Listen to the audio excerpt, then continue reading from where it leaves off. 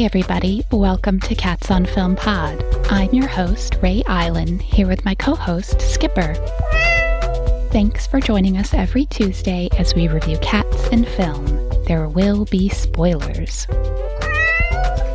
On today's episode, we're talking about the animated film April in the Extraordinary World, which came out in 2015. We watched the English language dub, which they did a good job on. It was originally released in French, a co-production of studios from France, Belgium, and Canada. Let's recap. In steampunk Paris, the Franklin family keeps cages of cats in a dark basement to experiment on. I know. And the first Franklin we see was doing Dr. Moreau-type experiments on all sorts of animals several decades before. Ugh, yeah. Back to the basement of caged cats, unfortunately. The Franklins are testing a serum on them, trying to make immortal super soldiers. One cat, Darwin, a black and white tuxedo cat, is allowed to roam free because they already completed their experiment on him. Stop making such a sad face. Come play. It'll be more fun than this chemistry game. Darwin, it's thanks to that chemistry you can talk. And you're proud of your parents? It was a failed experiment. I was supposed to be invulnerable, but I'm not. These humans do know that a cat speaks a human language, but they have to hide his speaking ability from all the humans outside the Franklin family. And Darwin must really dig his human language abilities, because despite their continued animal experimentation, he goes all in on protecting the Franklins. Yeah, April is genuinely devoted to him. Darwin is such a loyal hero. He helps April escape institutionalization when her human family is presumed dead.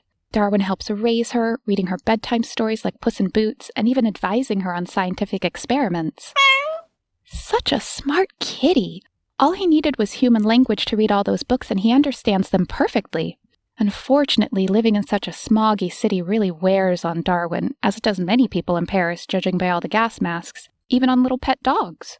We've started seeing regular mask wearing here due to the coronavirus pandemic and wildfire season, but not on kitties, despite those big cats in New York coming down with COVID. Yeah, you can just stay inside, Skipper. Anyways, back to Darwin, who's very realistic other than the human language. He's an independent thinker and loyal to his family, but when they find a rat that seems to be useful in April's quest, Darwin instinctually attacks it. Go to the big oak tree as fast as you can. Darwin! Sorry, feline instinct. I can't control it. Cat's gonna cat. And for 2D cell animation, he's portrayed realistically, so much though that we can tell he hasn't been neutered. Even when he dies in that statue, he looks so much like a genuinely ill and bedraggled kitty. I was in tears, Skipper. He's such a good cat, and to lose him so soon. But when he comes back to life... Fabulous, seeing him hop around with youthful vigor, a highlight of the movie. And he can go back to physically defending April. Darwin even figures out how to turn Pops' house into a robotic moving castle-type contraption. Then he adapts well to the secret dinosaur garden compound and really does a number on a dinosaur guard. Oh, what would you do in that robotic suit? Oh, Skipper, I believe you would.